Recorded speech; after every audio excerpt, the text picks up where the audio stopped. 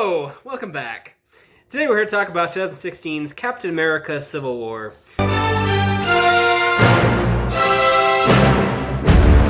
For a long time, I would have told you that this is my favorite of the MCU movies.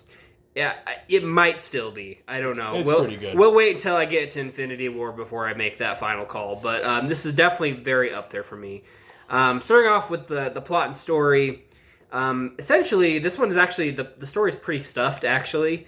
But what basically happens is there's this guy who's been upset that, we don't know this till the end, but Zemo has been upset that after the events of Age of Ultron, his family were killed in Sokovia. So he designs this very elaborate plan, very similar to Lex Luthor's in Batman v Superman, actually, where everything had to go perfectly for it to work. But eventually to tear the Avengers apart and make them fight each other. And to the convenience of his plan, the government is angry with the Avengers anyway because of all the catastrophes that have been around their world saving. So they come up with these Sokovian Accords that say, hey, you have to go through us before you're allowed to do anything. Half the Avengers sign it, led by Tony Stark. Half of them do not, led by Steve Rogers. And then there is a bombing of the UN, and Bucky Barnes is framed for doing that. So Steve goes on this illegal mission to go save Bucky from being killed, while Tony and his Avengers are trying to track down Steve and his Avengers and stop them. So that's a very summarized version, and I will say that a lot of the story works very well for me. It feels a little bit overstuffed. It feels like they try to cram a little bit too much in there, but I very much enjoyed myself with the story.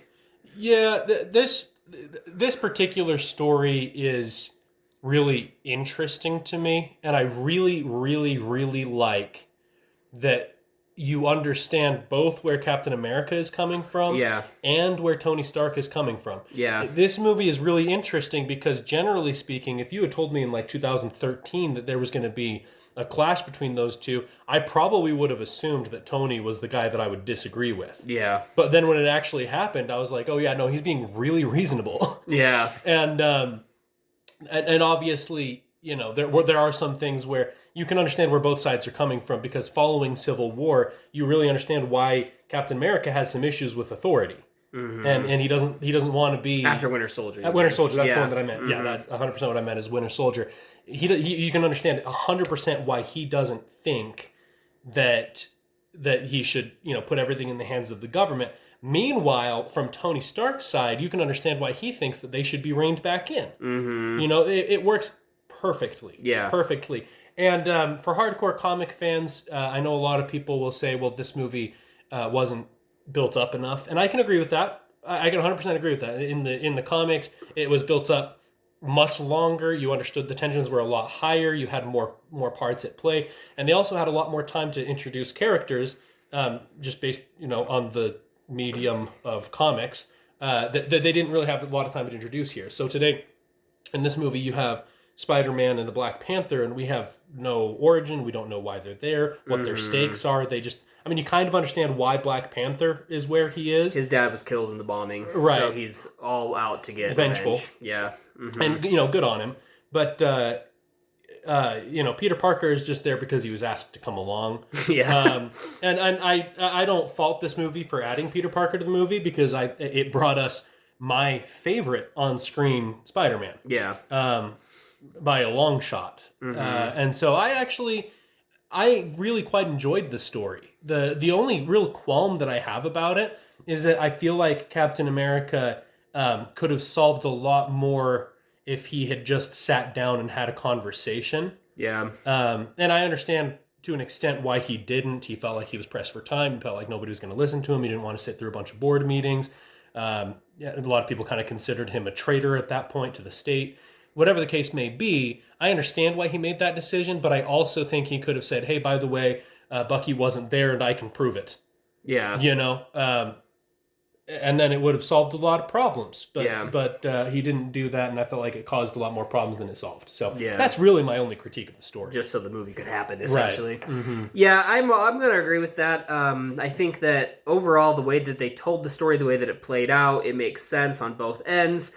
And it's one of those movies that, I mean, up until the end, when Tony is trying to kill Bucky, and you don't want that to happen, you don't really have I mean, maybe diehard Captain America fans and diehard Iron Man fans could have who they were rooting for, but like, as just somebody who's watching the movie, you don't really have any side that you're particularly wanting to win up until the very end, which is actually a very interesting way of telling the story, and I enjoyed that. The only other critique I'm going to give it is that, and this is a minor thing, but I don't think Zemo really needed to be in the movie as a villain. He's actually one of Marvel's more sympathetic villains, which I appreciated, but I'll get to that with the characters. But the way that they fit him into the story, it was almost like, oh, I forgot he's in this. It did feel that way, yeah. It did. Because he's kind of in the background, in the shadows, doing things, pulling strings. You see him on the phone a lot, listening to a voice message, Yeah. And so it's like, he doesn't, and then like the Accords, he had nothing to do with that. That was really what tore the Avengers apart, was that half of them believed, hey, we need to be put in check, and half of them said, no, we can't trust them. Yeah. So that's really what did it, not really Zemo. Now, Zemo made Tony go crazy at the end. That was a Zemo thing that he did, but like, the conflict that the whole movie had going on it didn't really have anything to do with him. Yeah. So, it did feel a little bit like he was a scapegoat so that we could understand why these characters were going to come back together as a team in the future. So that it kind of felt like he was there to maintain their relationship so that they weren't so split up and separated and so, with so much angst and vitriol between them that they couldn't get back together. Mm-hmm. So this way, Tony has somebody to blame for Captain America's actions, and Captain America has somebody to blame for Tony Stark's actions, and that way they can kiss and make up, and we can make another Avengers movie. That I kind of felt like that's why he was there, because realistically, like Eric said, you could take him out of the movie and the conflict still would have existed. Yeah, the ending would have been different, but the conflict throughout would have been the same. I gave it a 4 out of 5. Like I said, it's a little overcrowded with subplots, right? And also, Zemo didn't really need to be there, but it's still fantastic. It's not a perfect movie, but it's a good movie. Mm-hmm. So I also gave it a 4 out of 5. We need to be put in check. Whatever form that takes, I'm game. If we can't accept limitations, we're boundaryless. We're no better than the bad guys. Tony, if someone dies on your watch, you don't give up. Who said we're giving up? We are for not taking responsibility for our actions. If we sign this, we surrender our right to choose. What if this panel sends us somewhere we don't think we should go? What if there's somewhere we need to go and they don't let us?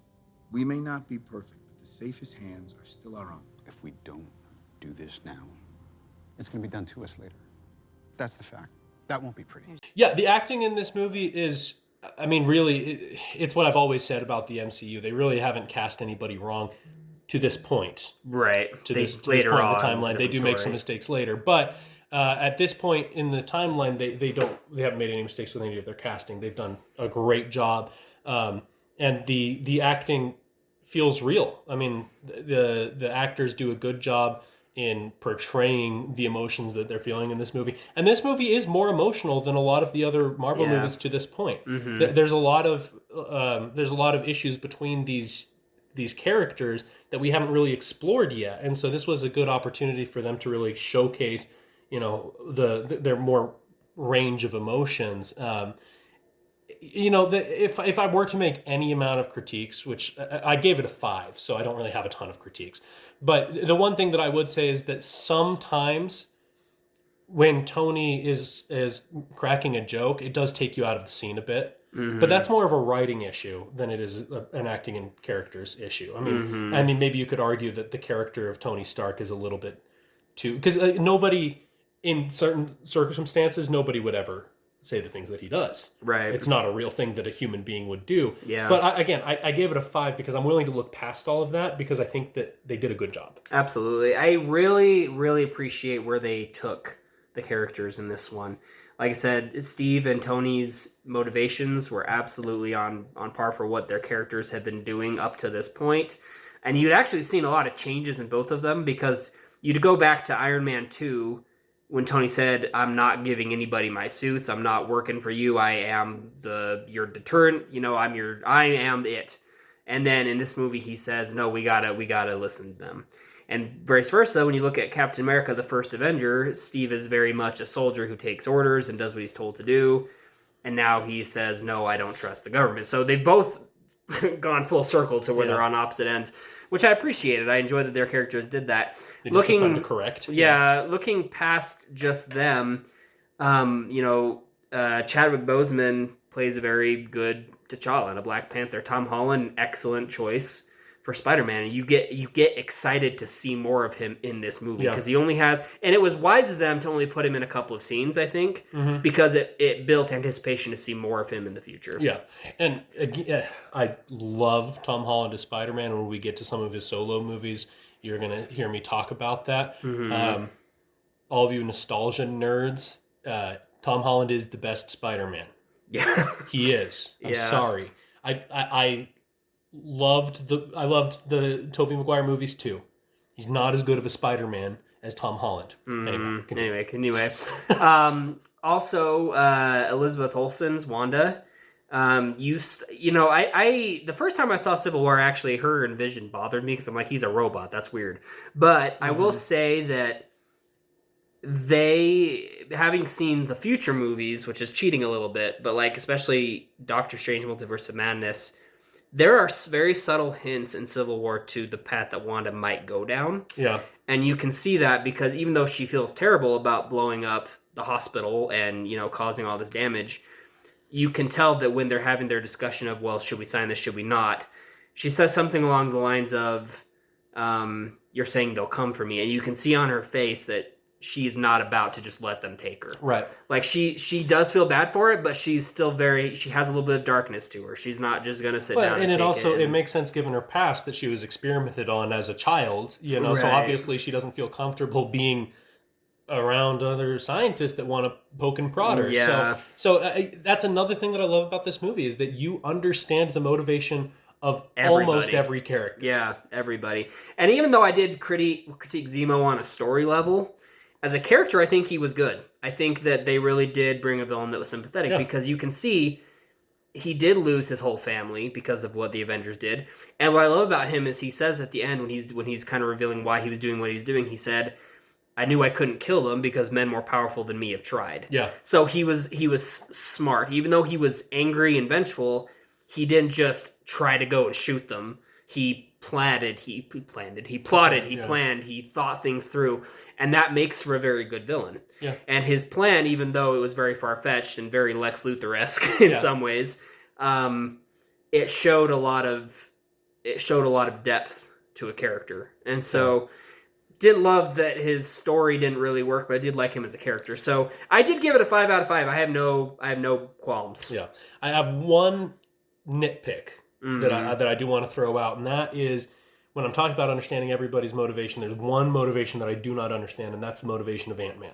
That's fair. His whole thing was he wanted to be there for his daughter. He wanted to, put his life of crime behind him, and here he is working outside of the law again. And I understand you can say, well, he looked up to Captain America. We don't have a lot of build-up saying that he's going to blindly follow Captain America into anything. Right. So to me, it is a little out of place that he would show up for this fight. The reason that I give it a pass is because I think that they may have added him so that they could also add Spider-Man. Yeah. Because I think that they were like, well, they're gonna, Tony Stark's gonna go on a side quest to bring Spider-Man in, so we should have Captain America go on a side quest to bring somebody in, and it might as well be this random guy that really doesn't have any stakes in this whole thing. So I didn't love his motivation, but I did love pretty much everybody else's. So again, I give it a pass. Yeah. He's my friend. So was I.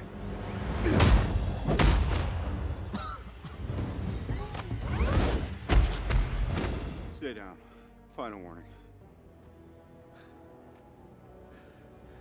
I could do this all day. On an action level, this is one of my favorite MCU movies for action, and it's because I love watching superheroes fight each other, because I always have that question of who would win in a fight between so-and-so and so-and-so, and this movie does that. It gives the moment where you have every Avenger that they had brought in up to that point, they had got to fight each other in the airport scene. And the airport scene is so fun to watch. And the other thing I really want to say about this one is they showcase every character's abilities very, very well. Everybody looks cool in this movie. I mean, whether you're talking about the chase scene where Steve Rogers and Black Panther are both kind of going after Bucky, and Bucky just like knocks some dude off a motorcycle and like hops on in one swoop, and Falcon kicks a helicopter, then right before he hits the ground opens his wings and flies away. Like, even those minor characters get moments to shine, and I really, really enjoy it. Yeah, the action in this movie I think is really, really good. I wouldn't say it's the best action in the MCU, because I might at this point in the timeline I might give that to Winter Soldier, but I still think that this movie showcases a lot of really, really cool action sequences. The opening action sequence is really good. The even minor scenes are like you mentioned. I mean, there are a lot of scenes that enter action that I think are really cool. When Tony uses his watch to pull like the gauntlet out so that he can block the bullet and he can be useful during the where were they, the UN? Yeah. During that kind of section, I thought that was really cool. The final the airport scene where it all built up to, I thought that was wonderful. I mean, really, I don't think that there's enough good things that can be said about that. Although I think that is kind of interesting that they just kind of ran at each other. Like, that was just so corny, but it looked cool. Yeah, I mean, you had to get that shot somehow, so they might as well. But I did think it was kind of corny. I feel like there probably would have been more, well, you throw the first punch. No, you do it, Yeah. You step up, But also, one scene that I remember this movie for is the fight scenes between Captain America and Winter Soldier versus Iron Man. Yes. That scene, I think, is really good. Yeah. At the very end, when Iron Man has completely lost his mind because he found out that Winter Soldier was responsible for the death. Well, you might say that morally responsible was the person that brainwashed him, but he was at least physically responsible for the death of his parents. I think that was an incredible scene. It is. Where Tony, and like, they've beat up his suit and he's still fighting. It almost felt like he was the guy that could do it all day. It was really, really, really, really, really cool. And I'm going to talk about the cinematics that kind of hurt the action sequences, but I did want to give the action a full 5 points because I think that they did a good job with the action. They did take me out of it with some of the cinematics. Yeah. But I don't want to take the points out for the action. I don't think that those points, right, are faults of the action. I agree. And just to kind of elaborate on the last battle between Tony and Steve, not only does that action look really cool, but you feel the weight of what's happening in that scene, because you don't want Tony to win, but you also, again, understand why he's reacting that way. And you understand why they're both at the point where they are going to not stop, either of them. And the scene where at the moment when Steve breaks off Tony's helmet and he raises the shield up, and you're like, oh, so you just got to straight up decapitate him right here, right now, and then he just breaks the chest piece. But that moment, like, I've watched this in groups of people before, and people who haven't seen it obviously are like, like they get the tense, Yeah. And it's just a very good moment. So anyway, I give it a 5 out of 5. Love the action. It is probably my favorite. Winter Soldier also has some phenomenal action in it, but I think the difference is Winter Soldier is pretty much purely Captain America action, and this one has all of their action, which I appreciate. So either way, though, it's a 5 out of 5. What do we do, Cap? We fight. This is gonna end well.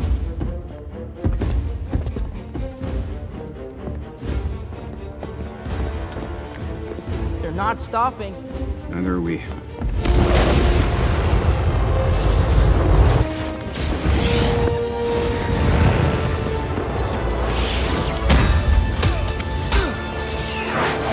Okay, cinematically, we got to talk about this movie because, once again, I think that no MCU executive is ever going to listen to anything that I ever have to say. But if they did, I think that they need to be better cinematically. I feel like they've gotten worse as time's gone on. It does feel like their original like Phase 1 movies weren't that bad, I don't think. No, I think I gave them higher scores in Phase 1. But as time's gone on, it seems like they've cared less and less. It's interesting to me. I think that Iron Man 1 might have some of the best cinematics in the whole MCU. It was really, that one was really good. The music and the shots and everything. This movie was rough for me in a couple of things. One thing, I kind of felt like at this point they've kind of given up on making like unique music per movie. They've just kind of, because at this point they've got the Avengers theme, which is great. It's a great theme. Yeah, but it's almost a little played out. I think it would have been cool if they had used the musical theme of the Avengers theme to make something that sounded more broken for like as the That team would was have been splitting up. interesting, That would have yeah. been an interesting thing that they could have done cinematically to improve the movie. I think that one of my biggest issues with this movie is the shots, though. Yeah. As we've gone through the MCU, they've started getting more and more safe with their shots, and by that I mean they kind of formulaic. It's usually about the same height. They don't do a lot of like artsy fartsy things where they try to like change the heights. You don't get a ton of that. You also are usually the same distance from the actor most of the time. They don't do a ton of close-ups. They also don't do a lot of long shots, usually around, the upper half. And the reason that I recognized that is because there's a couple of scenes in this movie where you see the bottom half of Tony Stark's suit, and it almost looks like they gave up because the top half is really detailed and the bottom half just looks like legs. Yeah. And again, it's not that like I hate Tony Stark's suit in this movie, but the fact that it took me this long to notice it shows that the MCU kind of doesn't do a lot of things with their shots. You only see his legs like 4 times. Yeah. Again, nitpicky.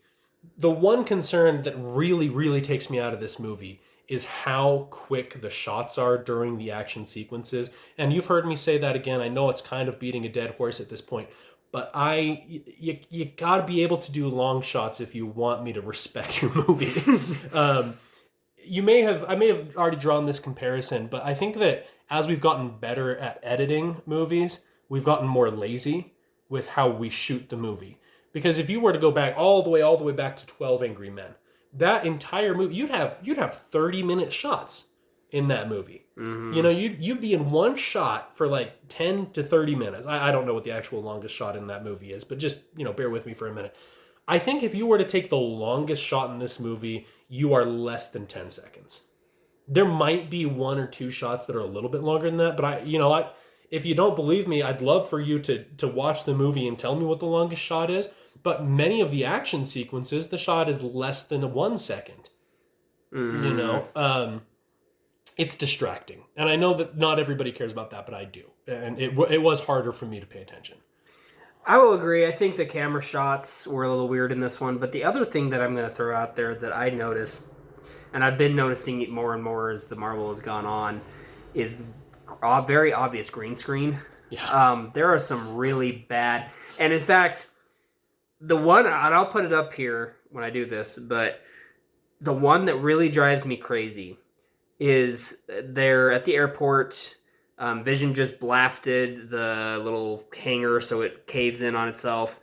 And you see the shot where Steve Rogers and Bucky are looking at Black Widow as she's pointing a little taser at them. Mm-hmm. And the background, where it's supposed to be the fallen blocks, it looks so bad, like so obviously green screen, and I'm just like, oh, that's it. Like it takes me out of the moment. It's so bad. And there are other scenes like that. Frankly, even though I love the airport scene, a lot of the airport looks pretty bad. Yeah. And so.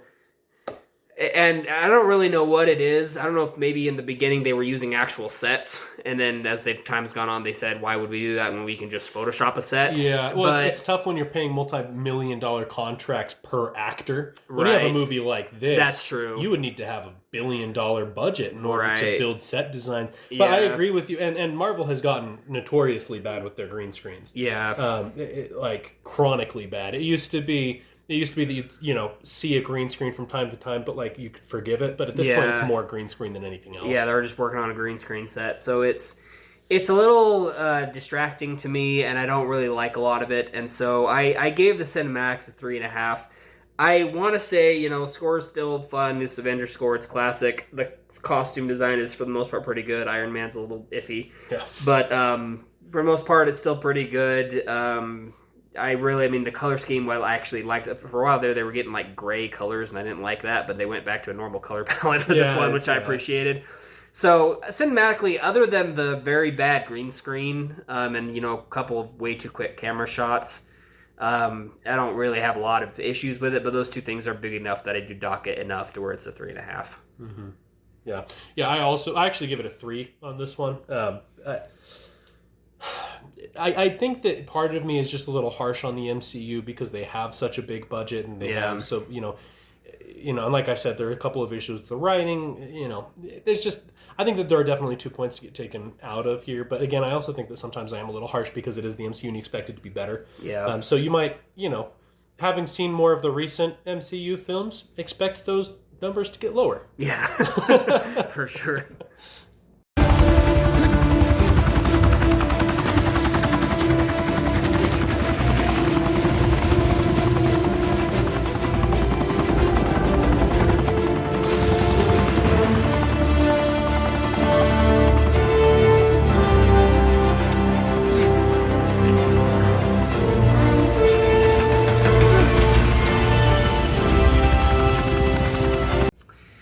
On entertainment scale, this is one that I am perfectly entertained with every time I watch it, and this is probably the one that I have watched the most, because when I first saw it, I just fell in love with it. It actually kind of rehooked me into the MCU. They were losing me a little bit for a minute there at the end of Phase 2.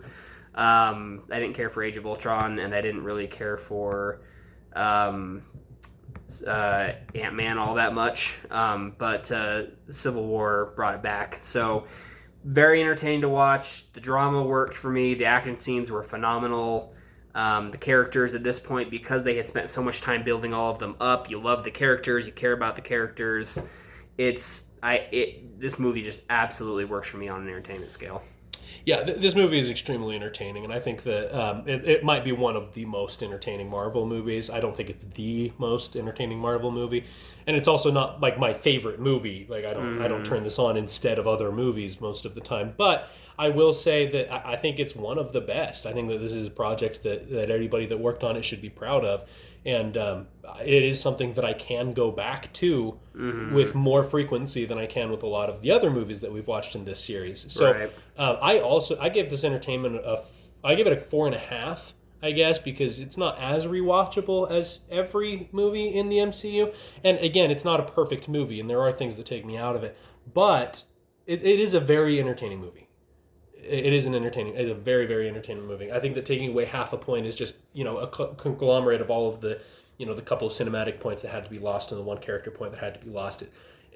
Again, I wouldn't ever bash this movie, but I don't think it's a perfect movie. Yeah, and I gave it a 5 just because I am entertained. There's just no question of it. So that brings my total to a 4.5. It's a very high score. It's a very good movie. You know, if you haven't seen it, absolutely go and see it. If you haven't seen it in a while, give it a rewatch. It holds up really well. It's great. Yeah, I gave it a 4.5. It really is a good movie. It is a good movie. If you've never seen this movie, definitely do. And another thing about this movie is that I don't think that you need to have seen every movie in the MCU to appreciate it. So if you're feeling behind in the MCU, or if you never really got into the movies, I would still recommend you watch this one.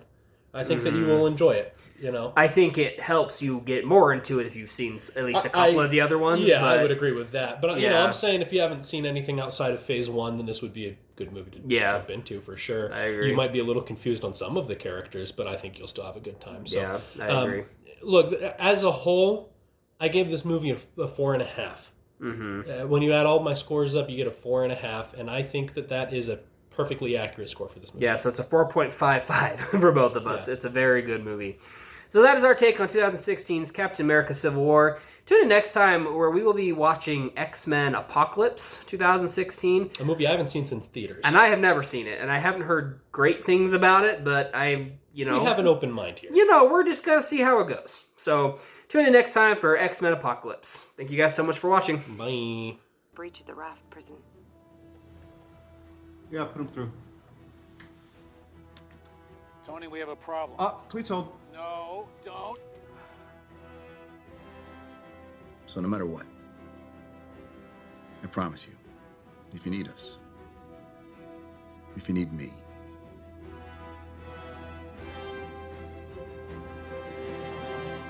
I'll be there.